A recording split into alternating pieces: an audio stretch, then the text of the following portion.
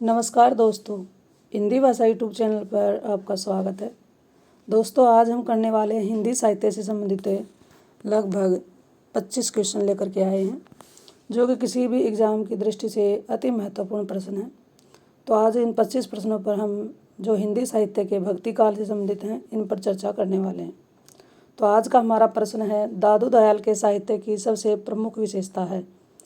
बाह्य आडंबरों का विरोध, सरल और बोधगम्य भाषा, निर्भीक अक्खड़ कटुक्तियों की प्रचुरता, आत्मसमर्पण की भावना। दोस्तों, हमारा प्रश्न है, दादू दयाल के साहित्य की सबसे प्रमुख विशेषता है। अब ये दादू दयाल भक्ति काल में एक बहुत बड़े कवि हुए हैं। बाह्य आडंबरों का विरोध, सरल और बोधगम्य भाषा, निर्भीक अक्खड़ कटुक्तियों की प्रचुरता, आत्मसमर्पण की भावना।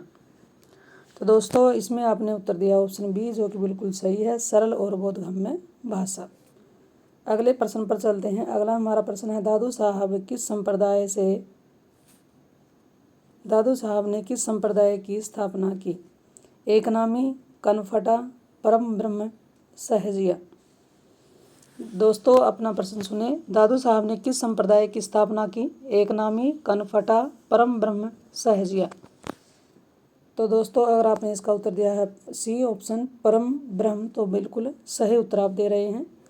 अगले प्रश्न पर चलते हैं। निर्गुण पंथियों में सर्वाधिक शिक्षित कवि कौन है? निर्गुण पंथियों में, अब देखिए, भक्ति काल में 2 धाराओं का विकास हुआ था, 2 धाराएं विकसित हुई थी, सगुण भक्ति धारा और निर्गुण भक्ति धारा। तो निर्गुण पंथियों में सर्वाधिक शिक्षित कौन है? धर्मदास, मलुकदास, दादू दयाल, सुंदरदास। तो आपने बिल्कुल सही उत्तर बताया दोस्तों। इसमें ऑप्शन डी, सुंदरदास सबसे शिक्षित संत कवि माने जाते हैं। अगले प्रश्न की ओर चलते हैं। ज्ञान समुद्र और सुंदर विलास के रचयिता कौन हैं? 2 रचनाएं हैं, ज्ञान समुद्र और सुंदर विलास के रचयिता कौन हैं? सुंदरदास, दादू दयाल, जगजीवन साहब, नारायण दास। तो दोस्तों, इसमें आपने आंसर दिया है सुंदरदास, जो कि बिल्कुल आपका सही आंसर है, ऑप्शन ए, सुंदरदास। अगला प्रश्न देखिए। मलुकदास की रचनाओं में सर्वाधिक महत्वपूर्ण है कौन सी रचना है? रतन खान, भगत बच्छावली, भक्ति विवेक, ज्ञान बोध। मलुकदास की रचनाओं में सर्वाधिक महत्वपूर्ण रचना का नाम बताना है। रतन खान, भक्त बच्छावली, भक्ति विवेक, ज्ञान बोध। तो दोस्तों, इसका आंसर होने वाला ऑप्शन डी, जो कि आपका बिल्कुल सही है। आप भी यही उत्तर दे रहे हैं। तो अगला प्रश्न है, दादू दयाल की शिष्य पर परंपरा के किस संत ने सतनामी संप्रदाय चलाया? यानी दादू दयाल की शिष्य परंपरा के किस संत ने सत्यनामी संप्रदाय चलाया? जगजीवन दास, संत दास, जगन्नाथ, सुंदरदास। तो दोस्तों, आपने उत्तर दिया है ऑप्शन ए, जो कि बिल्कुल सही है, जगजीवन दास। अगले प्रश्न की ओर बढ़ते हैं। कबीर के बाद संत काव्य के पतन का प्रमुख कारण है? यानी कबीरदास के बाद संत काव्य का पतन किन कारणों से हुआ है? तो इसके ऑप्शन सुनिए। पहला ऑप्शन है अपना अपना संप्रदाय स्थापित करने की प्रबल भावना। दूसरा है केवल रूढ़िगत बातों विधानों का वर्णन करने की प्रवृत्ति। अगला है कबीर के बाद अनेक छोटे छोटे संप्रदायों की स्थापना हुई, जिसमें रचित साहित्य मात्र सांप्रदायिक होने के कारण साहित्यिक गुणों से शून्य रहा, सभी धर्मों का इसमें उपहास किया जाना। तो इसमें आपने प्रश्न सुन लिया होगा। कबीर के बाद संत काव्य के पतन का मुख्य कारण क्या रहा? अपना अपना संप्रदाय स्थापित करने की प्रबल इच्छा, केवल रूढ़िगत बातों विधानों का वर्णन करने की प्रवृत्ति, कबीर के बाद अनेक छोटे छोटे संप्रदायों की स्थापना हुई, जिसमें रचित साहित्य मात्र सांप्रदायिक होने के कारण साहित्यिक गुणों से शून्य रहा, सभी धर्मों का उपहास किया जाना। तो दोस्तों, आपने आंसर दिया है बिल्कुल सही, ऑप्शन सी इसका आंसर होगा।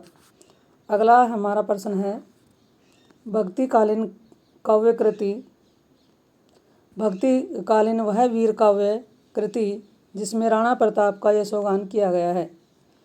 भक्तिकालीन वह वीर काव्य कृति जिसमें राणा प्रताप का यशोगान यानी कि वीरता का वर्णन किया गया है।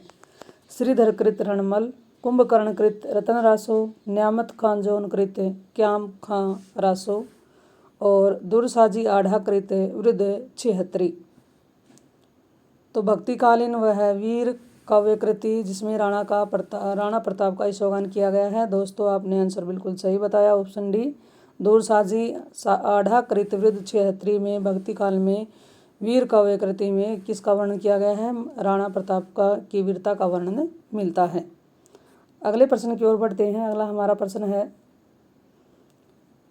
अब ये बताना है, कुछ पंक्तियां मिलेंगी, कुछ कथन कह सकते हैं, सूक्ति या पंक्तियां, ये किसकी पंक्तियां हैं ये बताना आपको।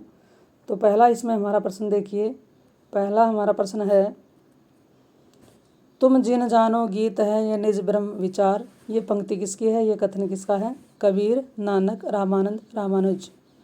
तुम जिन जानो गीत है यह निज ब्रह्म विचार।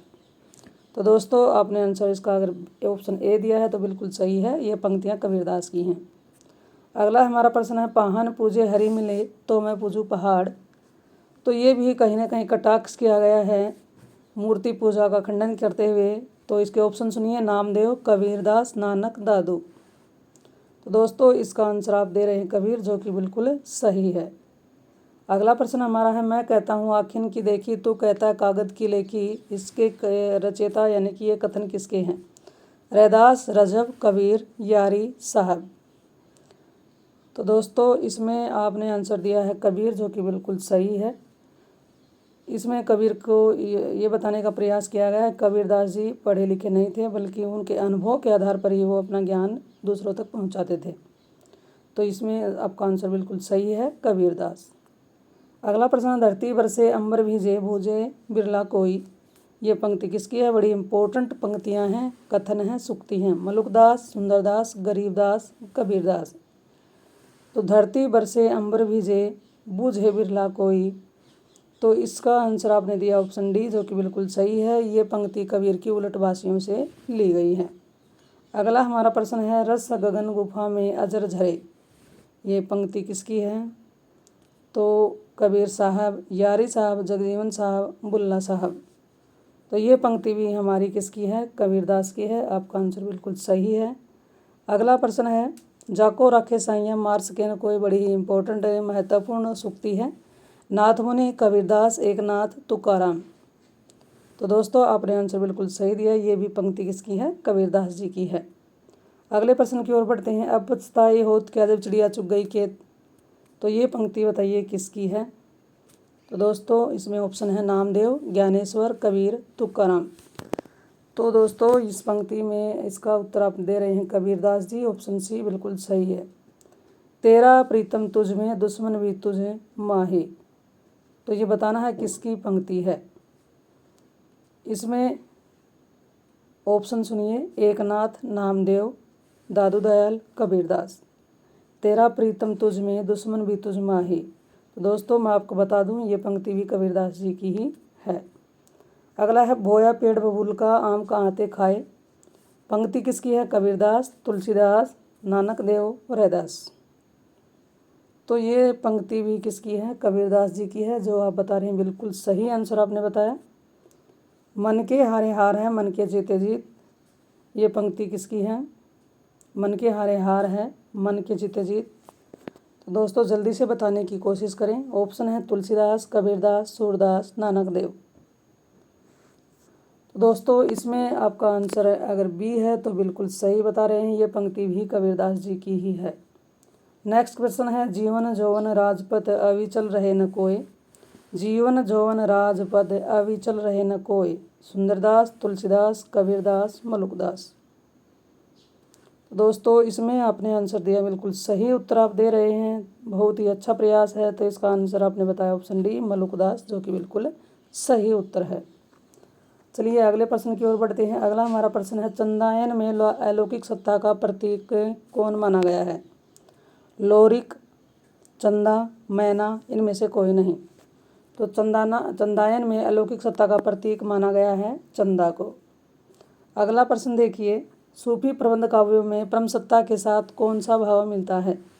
सूफी प्रबंध काव्यों में परम सत्ता के साथ कौन सा भाव मिलता है? बंधुत्व, दाम्पत्य, स्वामित्व, मित्रत्व। तो दोस्तों आपका आंसर बिल्कुल सही है, इसमें ऑप्शन रहेगा ऑप्शन बी, दाम्पत्य। अगला प्रश्न है, असाहित्यकृत हंसावली का रचना स्रोत है? रामायण की कथा, विक्रम और बेताल की कथा, नल दमयंती की कथा, लैला मजनू की कथा। असाहित्य ने एक रचना लिखी है हंसावली। इसका रचना स्रोत ये कहाँ से लिया गया है, इसका रचना स्रोत? तो दोस्तों आप आंसर दे रहे हैं इसमें ऑप्शन बी, तो आपका बिल्कुल सही है, विक्रम और बेताल इसका रचना स्रोत है। अगला प्रश्न है हमारा है, सूफी कवि प्रेमाश्रयी कवधारा के कवि कहे गए हैं। क्यों कहे गए हैं ये? ऑप्शन सुनिए। सूफी कवि प्रेमाश्रयी कवधारा के कवि कहे गए हैं क्योंकि सूफी काव्य में प्रेम की उत्कट विरह व्यंजना और प्रतीकात्मकता है। सूफी काव्य रोमांचक आख्यानों से जुड़ा है और सूफी काव्य में जन्म जन्मांतर के बीच की अखंडता व्यक्त की गई है। सूफी काव्य में संयोग श्रृंगार रस का अतिशयोक्तिपूर्ण वर्णन नहीं है। सूफी कवि प्रेमाश्रयी काव्यधारा के कवि कहे गए हैं। क्यों कहे गए हैं? तो दोस्तों आप अपना आंसर बताइए। दोस्तों आपका आंसर बिल्कुल सही आ रहा है, ऑप्शन ए, क्योंकि सूफी काव्य में प्रेम की उत्कट विरह व्यंजना और प्रतीकात्मकता पाई जाती है। अगले प्रश्न की ओर बढ़ते हैं। अगला हमारा प्रश्न है, अनल हक अर्थात मैं ही ब्रह्म हूँ किसने घोषित किया?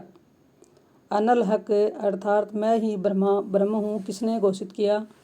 जायसी, मंसूर, खुसरो, शेख बुरहान। तो दोस्तों इसका आंसर मैं आपको बता देती हूँ। इसका आंसर ऑप्शन बी रहेगा, मंसूर ने क्या माना था? अनहलक यानी कि मैं ही ब्रह्मा हूँ, इसकी घोषणा की थी। अगला, जायसी से पूर्व की प्रेम आख्यानक काव्यकृति प्रेमावती के रचयिता कौन है? प्रेमावती के रचयिता का नाम बताना है दोस्तों। ऑप्शन सुनिए, रंजन, मंझन, कुतुबन, दाऊद। जायसी से पूर्व की प्रेम आख्यानक काव्यकृति प्रेमावती है, उसके रचयिता का नाम बताना है। तो दोस्तों आपका आंसर बिल्कुल सही आ रहा है, ऑप्शन ए, रंजन कवि। अगला है, अखराहट काव्यकृति के रचयिता बताने हैं। अखराहट काव्यकृति के रचयिता का नाम बताना है। तो इसमें ऑप्शन सुनिए, कुतुबन, मंझन, जायसी, उस्मान। तो दोस्तों अखराहट काव्यकृति के रचयिता का नाम है, आप जैसा बता रहे हैं बिल्कुल सही है, जायसी, मलिक मोहम्मद जायसी। देवनागरी वर्णमाला के एक एक अक्षर को लेकर सिद्धांत भरी तत्वों से युक्त चौपाइयाँ हैं।